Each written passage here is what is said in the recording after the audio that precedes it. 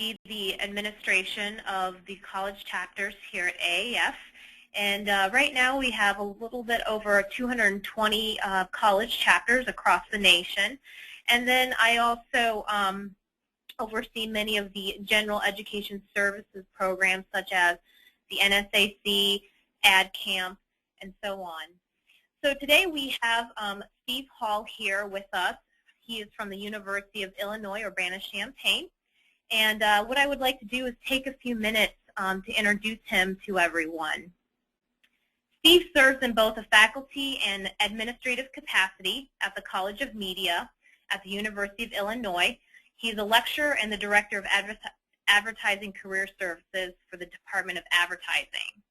He currently teaches the Introduction to Advertising, a Western Exploration Freshman Discovery advertising class, as well as a special topic on advertising campaign courses with national and global client brands. Steve is the faculty advisor for our largest American Advertising Federation student chapter. They have 423 members as of today. He also serves as the NSAC advisor for the chapter, and he is a member as well as past chair of our National Academic Committee, now known as the National Education Executive Committee. He has also served on the AAF Board of Directors, and then on campus, he is a member and past chair of the University of Illinois Career Services Council.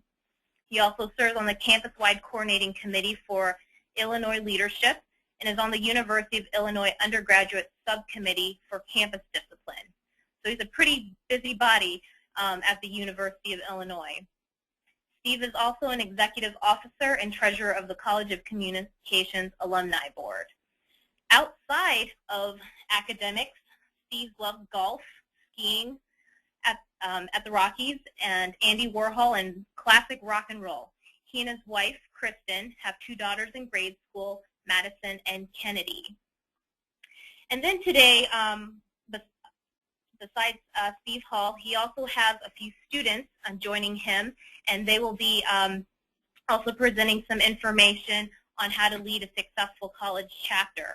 With him today, we have Kyle Goeffels, the president of their AAF college chapter, Andrea Martinez, who is the senior vice president of management, Kristen Rodonsky, VP of Midnight Oil, their student advertising agency, and then last but not least, Hannah Ryan, who is the digital community coordinator.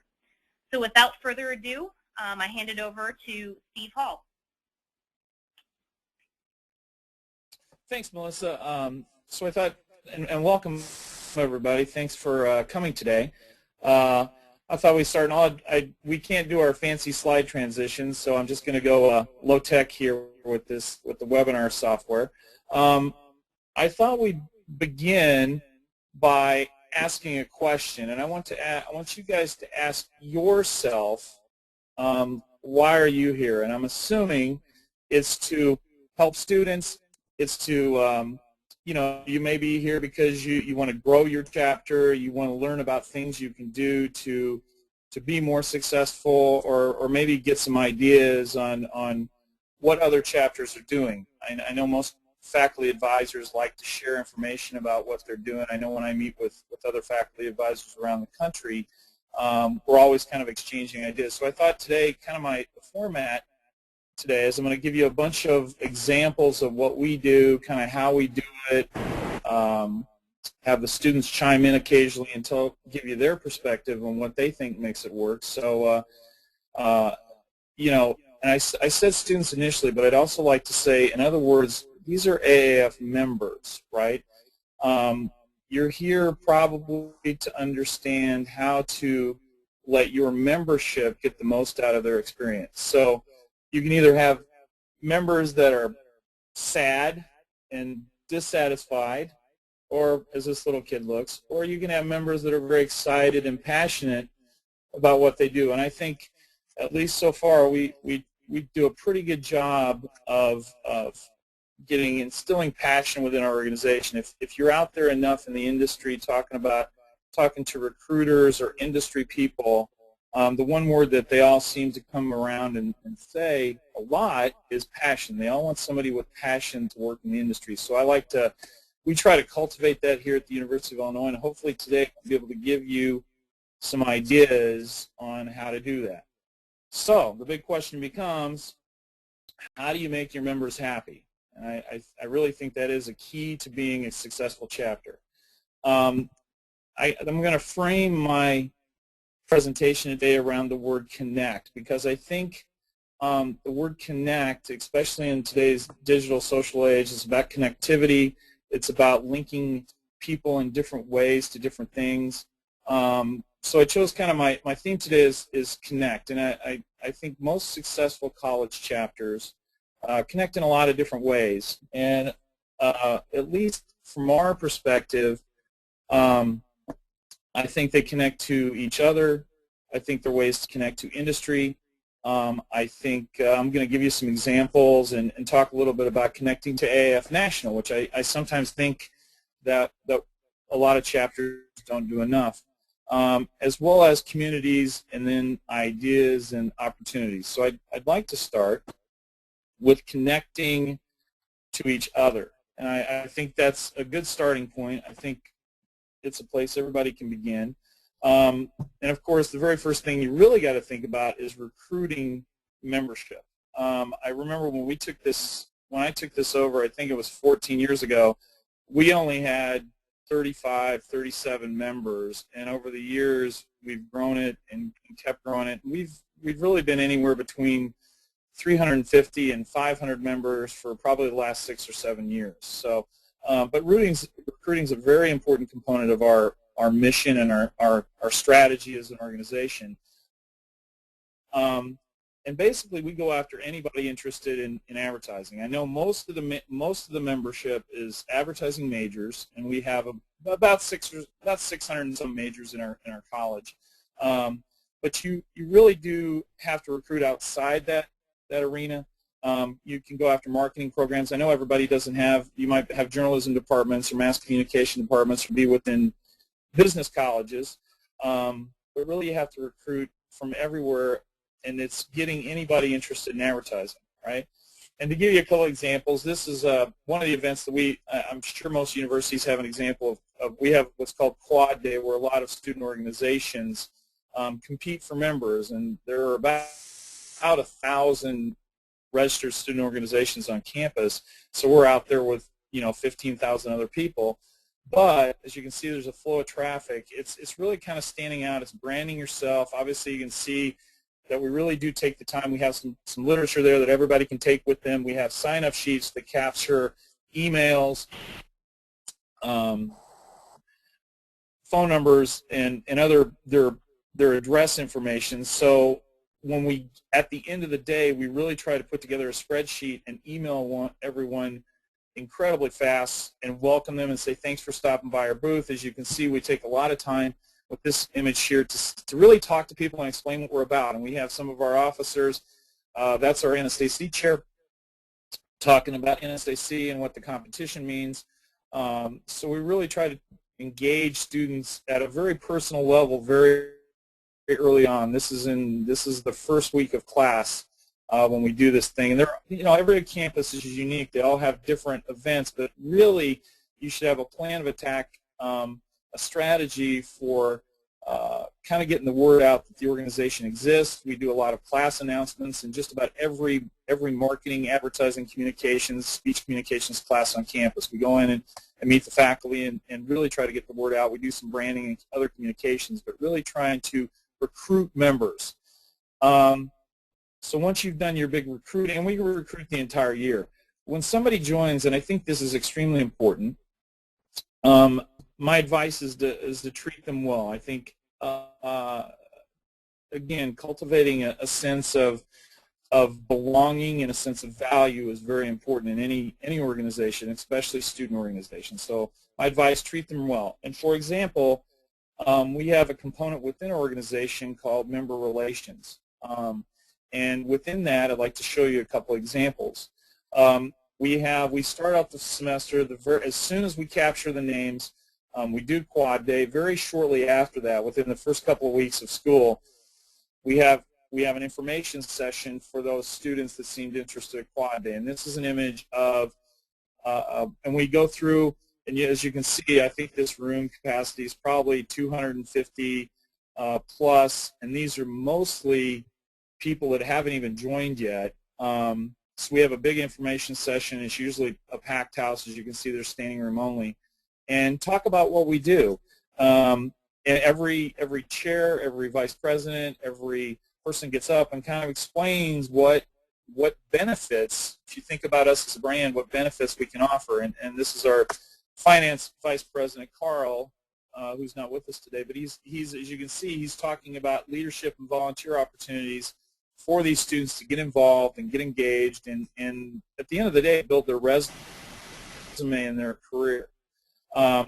We have a lot of initiatives that are targeted specifically toward new members. One of them that's been really successful is the coffees that we host. And basically these coffees, there's some popular coffee shops here on campus, and we invite new members to come, and we buy the coffee, and usually there's at least 2 or 3, sometimes 4 executive officers, and they're just there to answer questions, to talk a little bit about how they can benefit from the experience. And I don't know if at this point any one of my students want to chime in, because I know they conduct the coffee hour. So if anybody wants to. I think it's a great way to get to meet people in the first place. It's really intimidating as freshmen and sophomores to meet other people, but coming to the coffee hours in a place that we already go originally and meeting someone in a not classroom setting is definitely a little more comfortable for those people. Okay.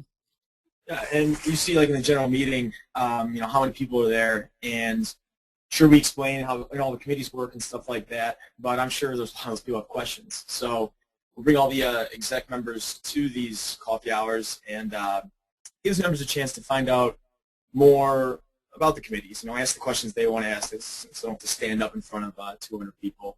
It's a very intimate setting, and I think the members really appreciate it. Yeah.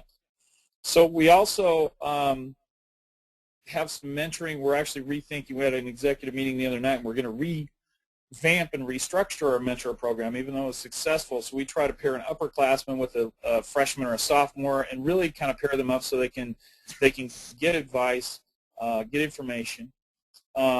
We also outreach to various. This is a freshman class that I teach, and some of our executive officers come in and talk about the AAF experience. They come in and talk about, we have internship panels. They come in and talk about how they've kind of spent their college career. But you outreach to classes as well, and it's good for them because they're new freshmen and they're kind of still learning the ropes, so to speak. So we do a lot of panels. We have advice sessions. Just not too long ago, we had a big session where students can come and ask a lot of questions about, from a student perspective, classes, just the educational experience. It was well attended. So just general advice. How to navigate, which restaurant serves the best sushi, or where to find the cheapest burrito.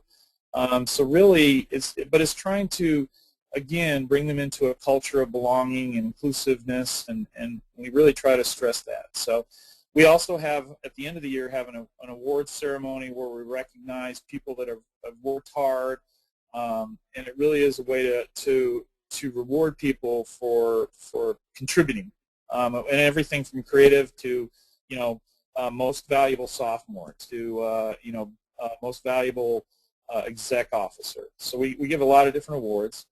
The advertising industry obviously likes to give awards, so we try to follow that.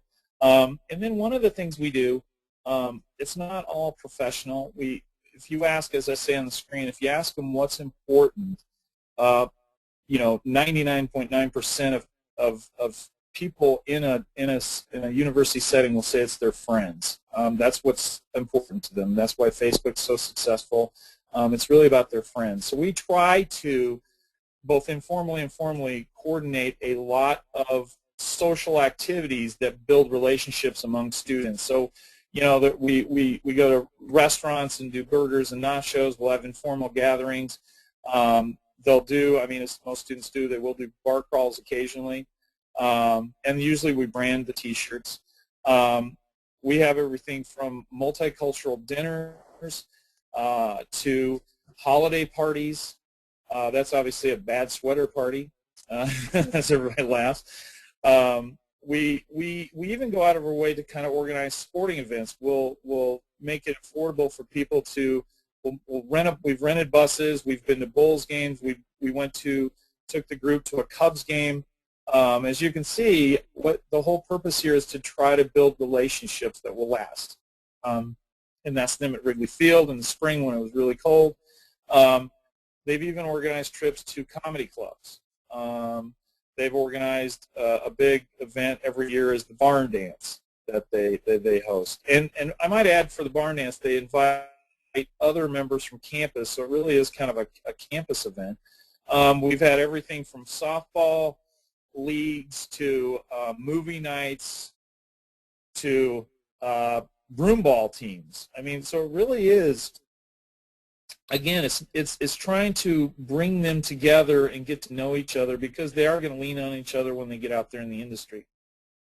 As far as communicating all this information, we have both an internal person and an external branding person.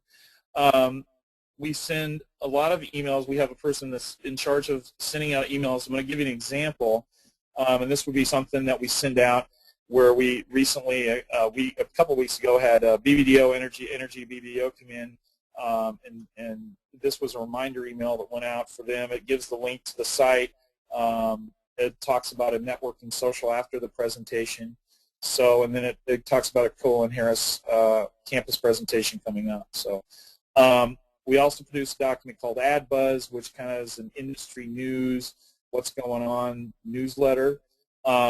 We also utilize a text alert system. So if there is a speaker, you can opt in to get text messages sent saying, hey, at 7 o'clock tonight, Leo Burnett's going to be here, and just a reminder. And so we're giving text alerts. And now I'm gonna kind of take you through. We've got Hannah here, who is kind of our social community digital manager, and I was going to let her say a few things. And obviously we have a web page, and we have photo albums, we have a Facebook page, we also do Twitter. As you can see, down there we have Get to the Com Library right now to pick up your T-shirts. There's a BBDO announcement. There was a thought leadership conference at Leo Burnett that the NSAC team went to. And then what Hannah's also been working on is a Tumblr account. So I'll let Hannah take over for a second and kind of talk about what she's doing with social media to help facilitate bringing students together. Hi guys. Okay, so as you all know, students are more and more prevalent on social media sites, spending the majority of their time doing so. And with over 450 kids as members of AAF, it's difficult to access all of them at one time. But knowing that a majority of them are participant on these social media sites is helpful, because we know that that's another way to reach kids that wouldn't normally go to these recruiting events or these social events. So what I like to do is send out tweets about not only what we have offering, but about agency industry news in general, because a lot of them who may not be advertising majors but are still interested in advertising might not have that in-depth knowledge of what's out there in the industry. So as you can see, this is the Tumblr page that I just recently started. I'm trying to get that going a little bit with some information about what AAF is doing out in the industry. We have some Ani pictures as well as a picture from our first meeting, and then what some of the industry offers and some articles from Ad Age or Ad Week. So it's a great way to get people involved and aware of not only what AAF has to offer, but what the industry in general has to offer. Cool. So, and we try to keep up with social media, and I think our students utilize it quite a bit. I know from Hannah's perspective, she says, but I think it's important, as Hannah would probably reiterate, that managing the community on a lot of different media sites is very important. So we try to do that, try to create things that they'll go to and engage, and it just helps keep them, again, connected. So the next thing I'd like to talk about is connecting with industry, and we try to do a lot of professional development. And really, at the end of the day, a lot of students, I'm sure you realize, may or may not know about the job possibilities. They may or not know about job functions.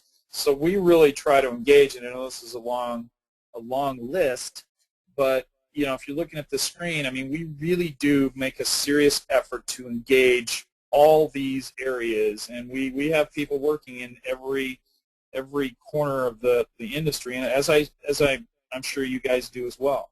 But we really try to capitalize that and show the different kinds of opportunities career-wise that are out there and the functions between them, whether it's account planning or creative or media. I'm always surprised at how some of the younger folks, well, what's an art director, or what's a copywriter, or what's the difference? So, and again, it's to get that young engagement with freshmen and sophomores, build interest, even if they're not majors in the industry in general. So we have two major committees that kind of help with that, Pro-D and event management, Pro-D being professional development. So on one aspect, and we're fortunate because we are close to Chicago, but you know, a lot of schools are not that far from ad markets, whether it's, you know, even if it's in Portland or Austin or on the East Coast. I mean, New York, there's a lot of schools around New York. Bring the industry to you. So we do have a lot of speakers. These are some of the ones that we've brought in this year, and Ben actually traveled, and he runs a event production and media agency out in Las Vegas. But he comes in and talks about careers and stuff in that. We've had, we just recently, like I said, a couple weeks ago, had Energy BBDO give a presentation. We had Leo Burnett in earlier, where they brought a team down. We had Starcom, and I put this slide in there because a lot of times, you know, you can encourage agencies or companies to come down and recruit, and sometimes we tie those two together with the department or the college and help facilitate, organize, set up, promote. So this was Starcom recruiting, and I think it's important, you know, this is one of our students talking to one of the Starcom representatives, and just really we spend a lot of time facilitating that interaction between industry and students. We really, really work hard at that. We have a lot of panels and try to bring in some really diverse panels in classrooms. I mean, it's just in classrooms. And, you know, for example, some of these folks, one of them is ad sales for a radio station in Chicago. One of my friends there is the director of marketing activation for Jim Beam Brands. We have somebody from Energy BBDO. One of the people on this panel works at Leo Burnett as a director of promotions for Whirlpool. So we bring in a lot of panels. We usually have, if panels come in or speakers come in, there's usually some sort of networking function or social afterwards. I think that's important because students can ask questions one-on-one. We have everything, you know, this is Rance Crane with one of our students. We really do try to facilitate a lot of industry people coming in and hanging out with our students. We do an event, I know New York has an ad week, and this is something our college puts on that we help out with in certain areas. We do an ad week where it's an entire week full of speakers. We've run, you know, this year we had Digitas in, we had a major executive from ABC. We've had this is one of the ad week events where we had the Martin Agency come in, and we had this is their chief forensic person, or consumer forensic person, account planning, and then we had a chief creative officer come in and talk about Geico and the Walmart work, so he's worked on both of those. But they give in, it's educational, and we help facilitate some of the setup, the promotion again, the receptions afterwards, and kind of engage that way. And so in order to interact with folks well, we also like to set up things that help them learn what to do in professional settings. One of our most successful events every year is the etiquette dinner, and as you can see, it's completely packed, and this is actually a pretty big ballroom, where we have a speaker come in. Students pay a nominal fee. I think it's, what, $12, something like that, and they have a speaker come in and take you through every aspect of how to have a act professionally in a dinner. I don't know if anybody's here has ever never been. Kristen's been, so she might want to chime in. It's a really great experience because as much as students don't think that they might be in a situation like this. The reality is that they will, and by going to this dinner, they're better prepared for those industry visits and other experiences that we do have as members of this chapter. Yeah, and I know, Chicago Ad Federation, I know, has a networking luncheon, and you sit around. I know Most Promising does. So, I mean, there are times when you're going to have to interact, and even when you get out in the working world, if you kind of know which fork goes first and which spoon is used for what, you're a little less intimidated. We also spend quite a bit of time taking our team, our people out there, and then I also want to talk a little bit. We try really hard to add experiences onto existing conferences or existing events. So, and I'm going to give you some examples. So we do a lot of industry outreach and immersion. At a local level, obviously we're near Chicago, so we participate in things like the Chicago Advertising and Career Day, which is coming up. I think it's February 24th this year. But just planning and organizing that, if there's enough demand, we might organize transportation to that. And I know a lot of you take the students to career days, and a lot of you guys just went to AWNI, but really try to get out there and promote engaging with the industry. We revised an event last year which we'd call Advasion, and we piggybacked that with a college event called Interface, and the AAF basically organized Advasion, and we all kind of put together a program where we had 110 students, as you can see, 80 alumni, 2 buses, 12 agencies and companies in Chicago, and I put a lot of donut holes because that was the running joke that they bought a massive amount of donut holes up there. So what we did was we did a lot of spreadsheets, a lot of analysis, and got those 110 students got what they wanted to go see and really tried to pair them up. If they were interested in media, we sent them to Starcom. If they were interested in ad sales, we sent them to someplace that did ad sales. If they were big, they got to choose between big agency, small agency. We tried to accommodate that. Example, we went last spring to Upshot, and we're going to do this event again. We went to Leo Burnett. We went to DDB. We went to all the big agencies, smaller agencies like Schaefer, Kahn and Carter. We did Energy. CBS. So a lot of different places we went. Event management places, Mindshare, OMD, Starcom. So we tried to do a good job. Burrell was on there. So try to outreach quite a bit. And on the other, just outside your local markets, go national. We try very hard to take people, sometimes more than others, to New York. Recently, and I know, Scott is on the line from Ithaca. I just saw him at the AWNI conference. I know he takes a bunch of students up there, and I see some other advisors.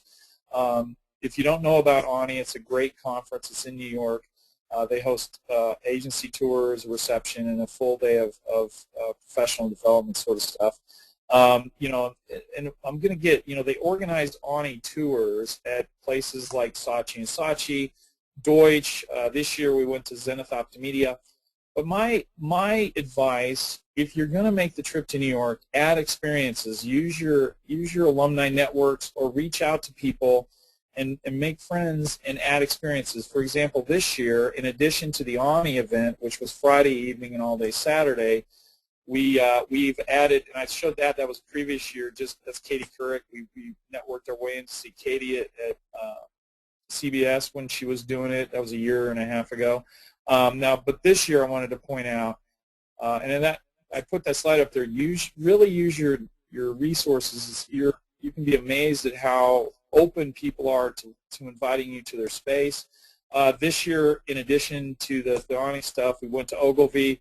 We had 2 of our past AAF presidents actually hosted us there. They're both working at Ogilvy in Manhattan, doing different things. One's digital, a transmedia architect, and one person's an account supervisor for Coke, among other things. But they hosted us.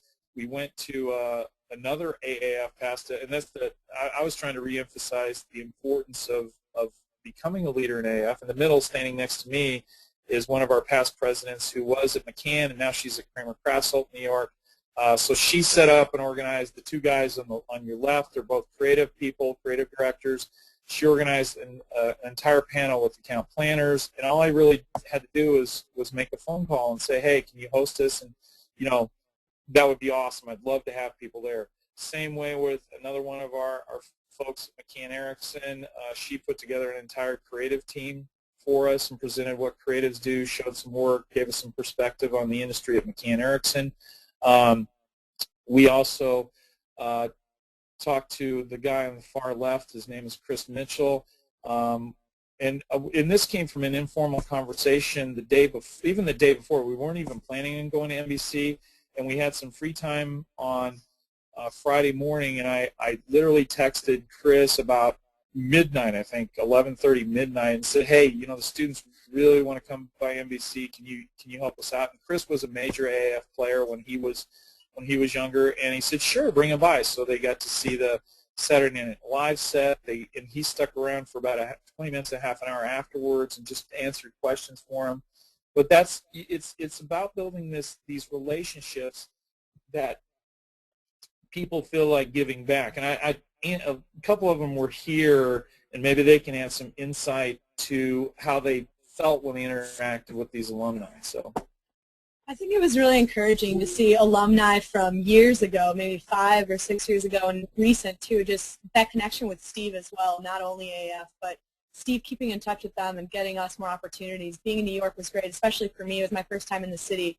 And what Ani had to offer was obviously great, but we got to go to even more agencies with that. So just seeing more above and beyond of what is kind of standard for those kind of conferences with the help of Steve and AAF Illinois. So that was really a great opportunity for us in New York. So going on, I mean, and they went out and did a lot of extra stuff. And like I said, you know, if you cultivate the kind of the atmosphere, the culture, that everybody really likes each other. Everybody hangs out together in their spare time. And taking them as you're walking through Manhattan, if you're walking by, you know, I threw this slide in there because, you know, we're walking to catch a train. I'm like, hey, let's stop in here for 5 minutes because this is an important site. And a lot of you, the faculty, have been to New York and the students haven't, and there are things that you can kind of help them with. It's like, hey, this is a really cool building. Let's stop in here for 5 minutes and see it.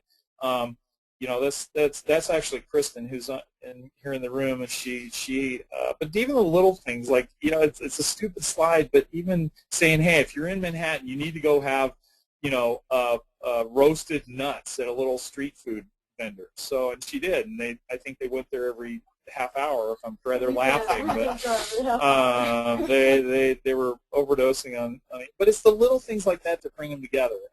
You know, hanging out in Times Square, neither one of these people had ever been to New York. They were super excited, and they got to hang out together.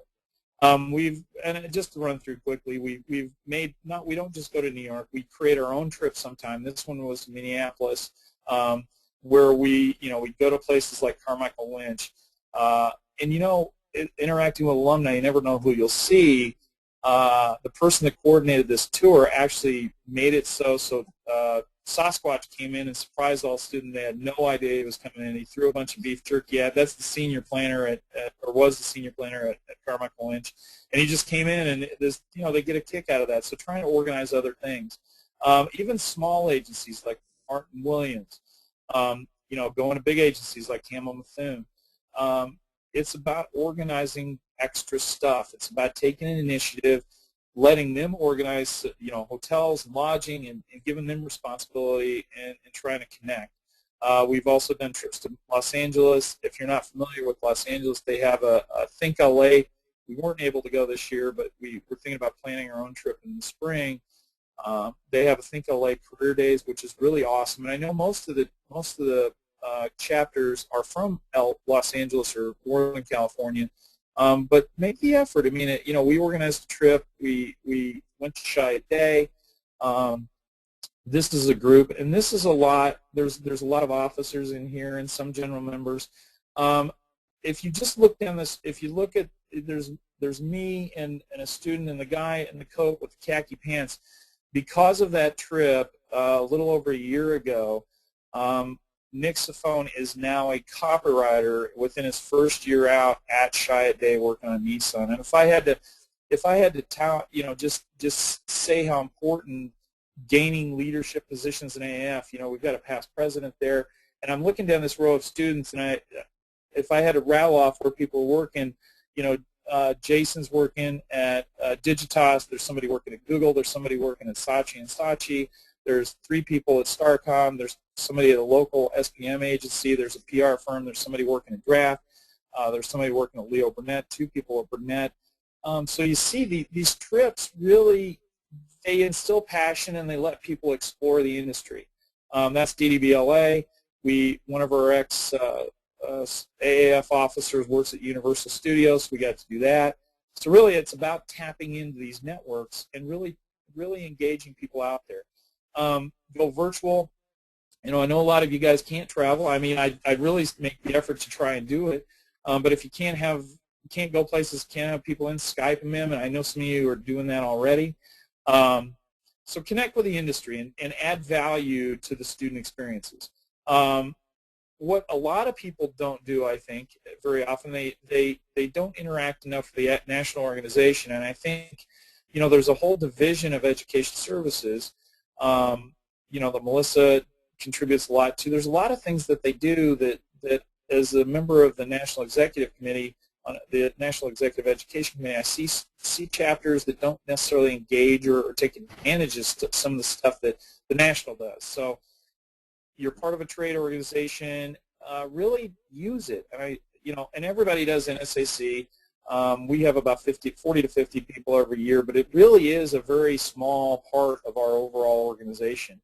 And I think some chapters, that's the primary purpose of their chapter, and I think there's just so much more. It's an incredibly awesome opportunity. I love NSAC. I think it's the best competition out there.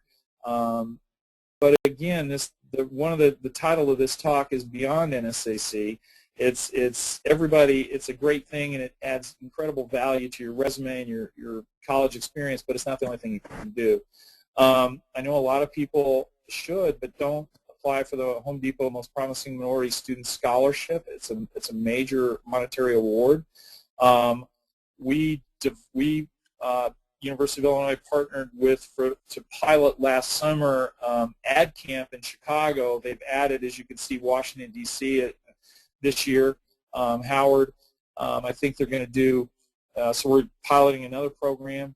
Was hugely successful. I mean, we had a bunch of high schoolers come in and just figure out ways to engage people and contribute. And a lot of the student interns for that ad camp last year, 2-week camp, and you guys can check it out on the AAF website, interned for over the summer and helped out with the whole process. The Vance and Betty Lee Stickle, I know there's only I know John Murphy out of Texas does a super job of coordinating that, and it's an incredible student internship program. And I think more people could probably participate in that. Send out student applications. You get to basically pick your best junior, and it's an amazing experience. A lot of our students do it. Have done it over the last 8 or 10 years, and it's a really incredible experience. I think last year the program had 14 student participants. So again, one of the things that I would highly recommend is going to Mosaic Career Fairs. The one we go to is in Chicago, hosted by Leo Burnett. There are 2 other ones, I believe. Melissa can answer that question later, but they're really it's a one-stop shop for getting students into a career fair, and there's also usually programming that goes along with that. So try and get students to go to those. It's a great place to get jobs. I know some of you are already doing that. We just got back from the student conference. I thought that was an excellent opportunity. We had some of our officers go. NSAC for sure. Our president Andrea went, and I think it's a great way to engage and learn from industry panelists. As you can see, the presentations went on. I think it's a great opportunity, and I would try to find a way even to fund or fundraise money to try to send some of your officers, at least, or general members as well, anybody really that wants to go, because we've taken freshmen that are just general members to this conference. They learn a lot, they get to meet a lot of people, and it's a great way to kind of engage AAF National. That's a shot of us. And the reason I put this picture up there, and this was at probably 3 o'clock in the morning, and from my perspective as an advisor, that my students, I count on them a lot, they count on me a lot. They actually picked me up on the way to the airport. We flew out of Indianapolis at 2 a.m. They got up at 1 a.m., drove to pick me up and rode me to the airport. And to try to build those you know, responsibilities on both parties is very important to me.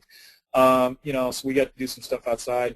And then we also, again, used our alumni base and network to go. They shot this week with Christiana on 4. We got to actually go see the show being produced. We got to meet Christiana. We got to talk to her for a little while. So take advantage of those alumni networks and really try to engage the people out there in the industry. Of course, student addies are always out there. You know, that's an entirely huge thing that I encourage. And then really, if you haven't ever read it or, you know, you get it, I think the chapter Guide to Success is very well written. It gives you a lot of great ideas, some of them that I'm talking about right now. But read through it if you haven't had the chance, and have your membership read through it, because it really does give you a lot of ideas. Obviously, the Most Promising Minority Students Program is an incredible program. I know some of you guys have nominated people in the past. And if you have students to go, I mean, I know some faculty probably on this webinar have been there. It's an amazing experience. And, you know, I just encourage you to nominate students and try to participate. That's us last year as some of my student winners.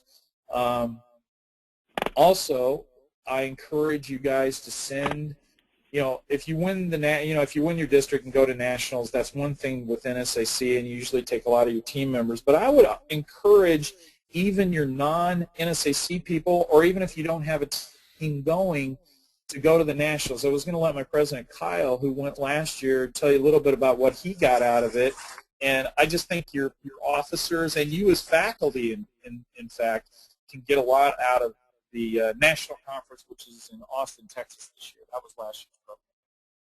Yeah, so yeah, I was in San Diego last year. Definitely a cool experience. First of all, I mean, getting to see all the NSAC presentations, or I guess we call it NSAC presentations. It's very cool. I was a member myself, or a presenter.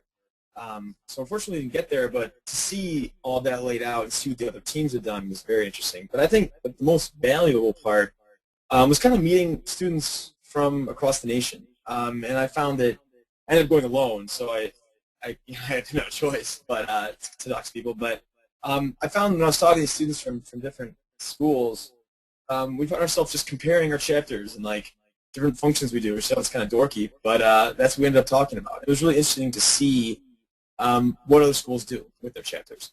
And then beyond that, a big part of it was networking with those students and staying in touch. And I don't know if anyone's out there from Ohio University or University of California, Chico, but I met students from both of those, and I still talk to them. You know, connect them with Facebook and you know, see them at future conferences. So for me, that was the best part, was, you know, that networking with fellow students. Cool.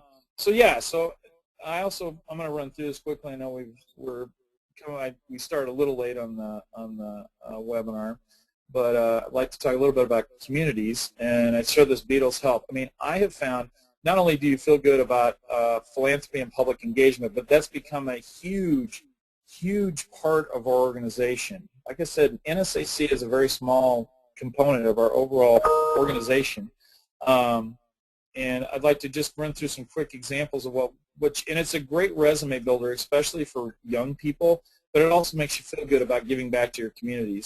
So help out your communities. We've done everything from Relay for Life to Big Brother, Big Sisters to Bowl for Kids' Sake to Cheers for Charity, fundraisers for philanthropies. We've done heavily involved in Make-A-Wish, you know, a lot of fundraising there. There's a local thing for the University of Illinois called iHelp, and we've done everything from clean up streets to garbage to help refurbish houses, rake leaves. I mean, we really volunteer, and this adds value to the experience. We've also done everything from soup kitchens to adoptive families at holidays and Christmas, Halloween Fun Fest. We've done Ronald McDonald House. We've done Early Childhood Center, and there's a long list. I just threw out a couple of them. But we're really, really big in public engagement and community outreach. And I think it's a good thing to do that. I also was going to talk about it connecting to ideas and opportunities. On our website, for example, we have a lot of links to the different trade journals and articles and blogs, so we keep our members kind of up to date. We also have this section called New Initiatives. We have a chair for a vice president in charge of this. And really, with this many members, you can give members opportunities to start up anything. And then you've got this 400 some person or 100, whatever your size is, but you use the organization as a resource for organizing, facilitating, building momentum for it. And we really welcome new ideas and say, hey, you want to start this project, do it. A couple of our more successful ones recently, in the last couple of years, is we decided 2 years ago, I think it was, to do Midnight Oil Advertising, our own in-house agency. And Kristen's here to talk a little bit about that. I was going to take you through some of the work they've done. 2011 New Art Film Festival. We've worked with the U of I football team with Coach Zook and some of the other coaches doing a lot of collateral material and viewfinders. So I thought I'd show those and let Kristen talk a little bit about what they do. Hi, guys. Basically, MO, as Steve mentioned, it started as a new initiative 2 years ago. And from my perspective, I started as one of the first members of MO, and now I'm in charge. And it's been really great to see the agency grow. We function as a full-service, student-run agency, working with local small and medium-sized businesses and not-for-profits. We provide everything from creative work to website development to brand planning and much more. So my job is to run the agency, and I work with 2 smaller coordinators. We have 6 clients right now, and we have 25 general members that apply to become a part of the agency via an application, and they're designated as either creatives or accounts respectively, and they all work on a specific team. So it's really great to actually apply skills to Champaign and work as a full agency. Yeah, and it's been very successful.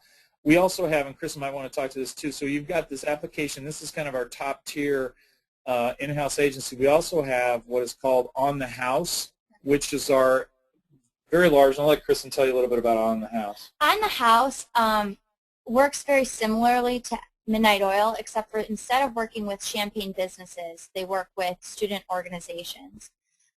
So a lot of students that become members of On the House and kind of develop their skill set will then go on to Midnight Oil and work with our agency. Okay. So we also do a program called, we're launching a program called City Nights to talk about some of the cities that we've been to and give information about what it's like to be in New York. We might Skype in people. We're looking at high school and elementary outreach. That's one of the new initiatives that came up in a meeting just recently. We're looking to do that. Very quickly, our organization, I'll just briefly show you this and then we'll go to Q&A. Organizational logistics, that's kind of the way our organization's organized. We have myself, the president, SVP of management, SVP of finance, a lot of VPs, a lot of coordinators, committees, and subcommittees. And just to give you ideas, these positions, and there's a whole layer of administration, do everything from NSAC to multiculturalism to professional development, digital, membership. So there is a VP in charge of every one of these, and then they also have coordinators and managers underneath them, and then they have committees and subcommittees underneath them. midnight oil on the house, new initiatives, programming, and then internal and external communication. So that's, in a nutshell, kind of what we do. And I want to leave you with one thought. So as an advisor, from my perspective, your job is really to kind of connect them with their future and to do everything you possibly can to kind of help navigate and help them, because it will pay back in the end, and they will contribute back to you in the future. So, Melissa, we're going to go to Q&A right now, so let's do that. Thanks again, Steve, for all that great information, and as always, being a strong advocate for the AAF, because like you said, there's a lot of programs that we have on top of the NSAC that we think students can truly benefit from. So with that, we do have a few questions, and for those of you who haven't asked yours, please go ahead and enter them into the question box, and we'll be able to get those answered for you. The first question that I have is from the audience is, funding is always an issue. With some of these opportunities, unfortunately, there is a price tag with them. Steve, can you talk about some of the funding opportunities that you have successfully used? I know you mentioned a few already. And also, I know that you charge your students more than the $35 fee. Can you talk about your membership fee structure a little bit as well? Yes. And we charge $65 total, so $35 of that for AAF nationals, and then we charge $30 on top of that, and we use those resources to run a lot of our programs. Yes, we do. There's a couple other avenues, and I'd be the first to admit that I don't think over the years we've done enough fundraising. I think we actually had a discussion about this the other night. But yeah, I would set up a committee to actually, raise funds. I know a lot of organizations out there are much more successful at raising funds. We also tap into there's a lot of student resource funds. I know on our campus we have what's called SORF, which is a student organization resource fund, and we can request. It's almost like grants, and there's a student fee that's paid, and we can tap into that to take trips. We don't always get it, but we usually request it. Part of what students should do is really you set up a team to scour campus to see what kinds of scholarships, programs, grants, funding is available through colleges and departments, because it exists. And not only that, but we've even went out and solicited organizations to sponsor folks. Usually, if you say we're going to send somebody to this conference and they're going to learn about the industry, you might get some sponsorships in that regard. But we do charge, like I said, $30 more than the $35, and at the end of the day, it comes down to adding value. And if we think for that extra $30, $35 gets them in the national, but that extra $30 we really give that back to the membership, and we try to create opportunities that build value for them and build interest, and we've been able to sustain this. I mean, as you grow and you expand and you create opportunities, I think that is important. And these guys can speak to the money issue if you guys want to real fast.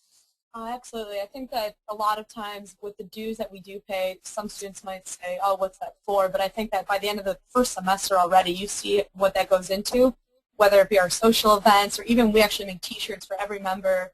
As soon as you register, you get a free T-shirt, which really is included in the dues. We have our coffee hours, which we fund those as well. We pay for the coffee there. Also, our networking events after every agency comes to visit us.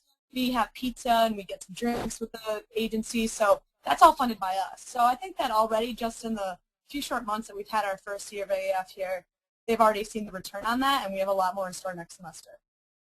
So again, it's just justifying your additional fees by providing opportunities and value to the students. Great. The next question we have is, any advice for the faculty advisor of a brand new chapter on getting students energized to really build a great organization? With Steve, your chapter has had, years of experience and success, but how do you really get some new kids to be motivated when you don't have that to build on quite yet? I think, and again, it gets back to a couple things. I think it's about adding value, but I think there's always a group of people that are super passionate, super energetic, and that really kind of want to take a leadership role. And I think a lot of it ties back in, and my students can disagree or agree. I think, they're looking for opportunities. All students are looking for opportunities to build their resume, to advance their career, to get the job they really want, and I think AAF is kind of an organization that really enables that. So it's identifying some key people that are passionate about something, and then starting slowly. Like I said, we started a long time ago, and maybe it is NSAC. NSAC takes a lot of time and effort, but it's you can organize a 5-person philanthropy. You can organize a 2 or 3-person trip. I mean, and like I said, it's connecting with all these different groups and being creative. And part of it is sitting down and kind of outlining a strategic plan for engaging students, and saying you might even do some research to find out what people want. And so it's recruiting is important, but then it's really, once you get those members, as I said initially, you really have to engage them early, and then create opportunities, provide opportunities, really provide a strategy. And as an advisor, that's a very important role that you perform. I mean, it really is about giving advice and helping them. And it takes a little extra time, but it's really kind of helping them. One of the things that I talked to Melissa about, which I'm going to bring up again at the National Executive or Education Executive Committee, is really trying to get away, as Kyle mentioned, getting ideas from other chapters. I'm sure there's tons of stuff that people do out there that are that we're not doing. I'm sure there's things that we do that other people don't do. But just some way to facilitate, outside of a Facebook environment or something, that we can exchange ideas on what we're doing. I think and a lot of the times the National Executive Committee, which any faculty is welcome to come to, that's a good place to exchange ideas. I mean, it's exchanging ideas with students among themselves, exchanging ideas from faculty among ourselves, and it's also exchanging ideas across students and faculty to kind of advance your cause. So I think you're always going to have a group of really passionate people that want to know how they start things, and I think just providing a lot of ideas for them on how they can engage people and build momentum is important. And maybe the students can, I know our students get asked that a lot at conferences, and maybe they can chime in on what they see from a student perspective. Just being in Washington, D.C. alone, we had several chapters that were just starting and very small who didn't even participate in NSAC and wanted to know a lot about that first, but also just astounded by how large we are and how we keep that throughout the years. I know that we got a chance to sit with them and talk to them in Washington, D.C. at the AAF student conference, and just telling them how excited we are to enter the advertising industry and how AAF has helped us. So as the leadership, we definitely want to give back. So I think that they took that away from us, but also we would love to hear also ideas from other chapters as well. So I think that idea of getting ideas from different schools and different universities is great. And I think it's all about really the one-on-one time that new members or even young members have with the exec, including the coffee hours, because people can talk about how beneficial an agency visit can be for them, but hearing the advice from the students themselves and how everything they've done in AAF has changed, like their future and where they're going, is great. And that's what's going to get them motivated, and that's what's going to get them to go to meetings and stay involved and active.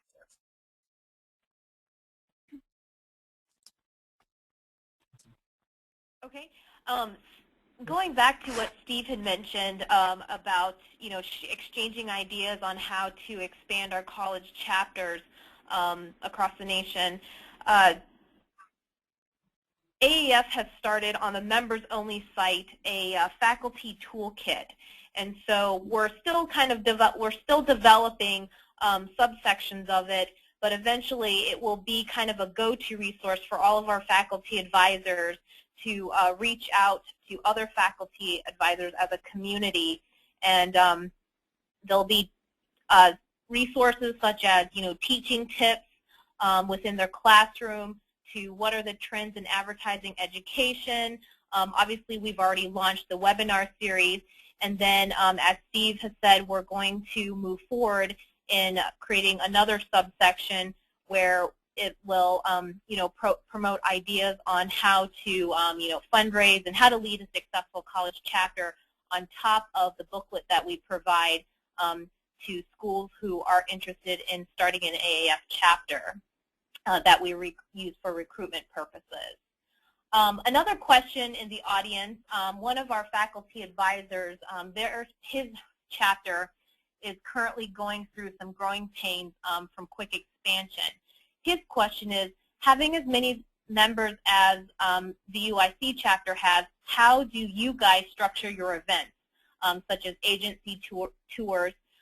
Is it a first-come, first-served basis, or is there more of a structure in selecting participants? And I would answer that each agency visit is unique. Like I said, I mean, we didn't take as many to Ani this year because, quite frankly, it was Dad's Day weekend, and most of our students go to that. But we have taken, I think we took 110 people to Ani one year, 105 or 110, and we organize. And I really do. We are a team, and I try to. We don't ever limit anybody. We don't. We have a deadline for signing up, and we try to create the event. Like I said, last year was we try to manage the expectation and then see how many people we have initially, and then create an experience based on that. Our interface reception event is usually over 100, 130 people. Like I said, last year we had 120 in our first year. That was the first time we'd done Advasion in probably 6 years, and it's a lot of work. And part of that work, though, is giving students the opportunity to help organize it. I mean, you obviously, as a faculty, you can't organize everything. You really have to rely and trust your executive committee. That's why we have a very broad executive committee. So if you kind of identify everything you need to do and try to approach it from an opportunity solution point of view, you create these opportunities. We never limit anybody. If somebody wants to do something, we pretty much try to accommodate everybody. I mean, if we would have had 200 people last year go to the Advasion, then we would have tried to accommodate 200. And maybe at that point you only get one agency visit as opposed to 2 a day or 3, or you try to find some bigger places that will accommodate them. So I mean, it's at some point in time, yes. There are certain events, yes, that you probably have to max out, but we really try hard to let anybody and everybody that wants to participate do it. Maybe the students can speak to that, but I think we just set up structures that try to create success. I mean, when you're booking classrooms, you get big classrooms. When you start thinking about venues, if you think there's going to be 200 people there, then you plan for that. So I think it's a lot of pre-planning. I'd rather have a bigger room and as opposed to too small of a room. And like I said, a lot of times, just from an economy of scale point of view, if you can fill a bus and you charge in if you have 60 people and you charge $10 a person to ride the bus up and back to Chicago or wherever, it becomes really cheap for people. If you organize rooms in Manhattan and the rooms are $280 or $300 and you can fill 4 people into a room, it becomes really somewhat inexpensive for them to go. I mean, a lot of times they book the same flights. We've done everything from organized group flights. It's part of their learning experience to be. I mean, that's what account managers do.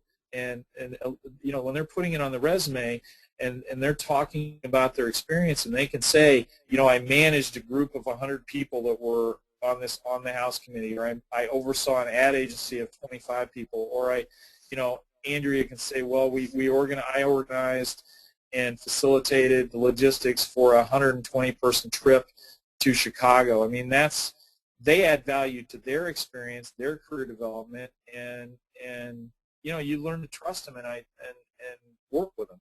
So I don't know if that answers your question, but I think you kind of pre-plan. It takes a lot of planning and a lot of time and a lot of commitment. I mean, we expect, and you guys can talk to this as well, we expect a lot out of our executive committee. I mean, we have a very intensive interview process to even get the officers. We identify what needs we have, and our structure has evolved over the last 10 years. It changes a little bit every year based on new needs and new.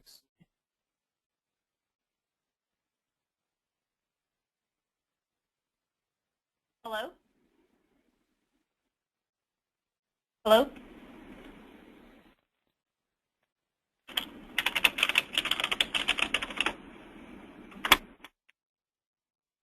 Melissa, I believe we lost Steve there. Ooh, okay. Well, I know that several of you have Their job is to, questions for Steve. Hello? And his Hello? team. Hello? Steve? What? Yes. Okay. All right. Sorry, you cut out, so we didn't hear you for a little bit. Oh, I'm sorry. Where do we cut out? Do you remember? You were talking about the number of students. You know, the more students you guys can recruit, you know, that drives down the the fixed costs of getting a bus, for example, to go to the ANI event. Well, and then I kind of switched over to Kyle. I'm thinking as long as you put a good structure in place, and Kyle, I'll let Kyle start over, and I'll let him kind of talk from a president's point of view on just managing that because it's almost like running a little corporation in a lot of respects. Yeah, so I mean, for me, the day-to-day functions are a little bit different, I guess, from a VPs below me. So the VPs are really in charge of their own committee, their own events, and myself and my two senior vice presidents, we kind of oversee them and make sure that everything's running smoothly and checking in with them all the time. I work with Andrea and Carl, two SCPs, to basically plan the really big events like the Advasion, where we go downtown, and everybody else kind of runs their own show.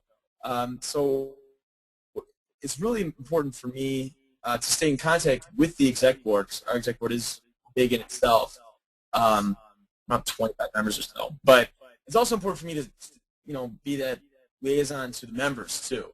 It's very important that I'm accessible. It's like be able to answer questions, give advice, whether it's emails or meeting members for coffee.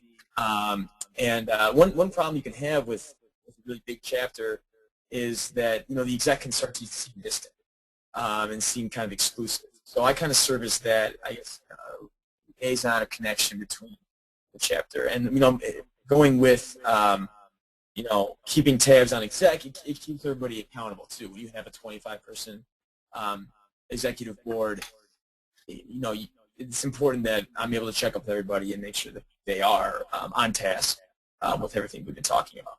And we really try to be transparent and open, as Kyle said, and really try to communicate with it. And that's part of building those relationships internally, so people can rely on people and people do trust each other to do their jobs. And I think that transparency and that open communication facilitates a lot of really good ideas exchange, but also like, oh my gosh, this event's getting a little big and I need some help.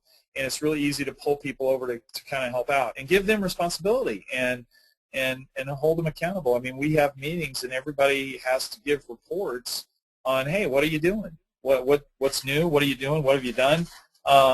And well, this thing isn't working out, so I need help on this, or my gosh, I've got this idea and I need some resources, and it just you build momentum that way, I think. So. Great. I just want to throw out one more question. I know I have like a huge list of questions right in front of me, but Steve, if you can give out your contact information for those who weren't able to get to their questions today, that would be great. The one last question before we wrap up today's webinar is, you mentioned that there are things that faculty advisors can get their students involved in on top of the NSAC. Do you have any advice on what should this chapter do first to achieve this? No, again, I'm sorry. So beyond NSAC, what advice do you have for this chapter to do first in order to achieve this? Achieving in the sense of getting involved with the other the other AAF activities. You mean from like beyond NSAC, what would I do first? Is that kind of what we're asking? Yeah. What I prioritizing some of the student programs that we have available. Oh, you mean with national or within our own organization? Or both? Looks like from the context with national. I mean, national, okay. I think, well, the student conference is already over. I think the student conference is a great way to get started and kind of meet other people. I know the national conference is coming up in June, and that's always a great resource. Some of the deadlines have already passed. I know Most Promising has already passed. They do have Stickle. They've all, something I didn't mention was Penn Tutor. I mean, apply for that. I think taking advantage and keeping track of the faculty toolkit, I think, will give you a lot of ideas. I think just visiting today, hopefully we tried to give you guys some ideas on where to start first as far as engaging out there with all the different entities, like I said, nationals, communities, industry, each other. I think I'm trying to think of the other things I would think about. The Home Depot, I think, is coming up. The scholarship. I think if you could, but I like the student conference a lot. I think the students would agree that the student conference and the national conference are two great ways to kind of get your feet wet and engage national. The advantage of the national conference is you've got a massive amount of industry professionals there. You've got a lot of, there's a lot of students there just for NSAC, but really the student portion, the student ticket is relatively inexpensive, and they get to do a lot. They have a lot of access to a lot of the meetings and talks and things that go on. So I would try, and you can learn a lot about the national organization. Is that, am I going in the right direction? And I don't know if I'm answering the question or not. Yep, it sounds like you are. So just got a positive comment of thank you. Oh, okay. And I was just going to add that, really you kind of figure out initially from a chapter perspective what you can do and what you can't do initially. I mean, one of the most important things you can do is start to build a database and try to identify alumni and past AAF members, or if you're a new member, try to outreach to different industry things and really do a search of what goes on in the country. There's a lot of stuff that goes on from an industry perspective that students can, go to, look at, see. The easiest thing to do is probably philanthropy and community outreach. I mean, there's always somebody in a community environment or at a university that needs help. I would also say that, some of the stuff that Kristen was talking about on the house, I mean, just doing everything from advertising and flyers. Our On the House organization, it's 100 students. We could have 300 if we wanted to, but they work in teams to help other student organizations, sororities, clubs, philanthropic organizations, all these registered student organizations. They help them with their advertising, and that gives them a piece of work, but it also gives us the opportunity to gain experience. And so I think that's an easy thing to do is provide services and advertising stuff to registered student organizations. I think community outreach is important. I think you slowly and surely build your industry network, and I think you encourage them, again, at a social level to get to know each other, understand each other, and I think, as Kyle, I think, reiterated, I think really spend a lot of time on new members and helping them. So it's a lot about helping people. I mean, it's just, that's kind of your role, is to facilitate helping people achieve their life goals. All right, I think we need to start closing out. Looks like, attendees are starting to get off the webinar. But for those that are still on, a round of applause to both Steve and his team. A big thank you for participating in today's webinar. We will get a copy of the presentation from Steve, and that will be available on our website on the members only portion of the AAF website, which is at www.membership.aaf.org, and then you will have to log in. And if there are any other questions, we will also have Steve's contact information available. So thank you again, and have a great weekend.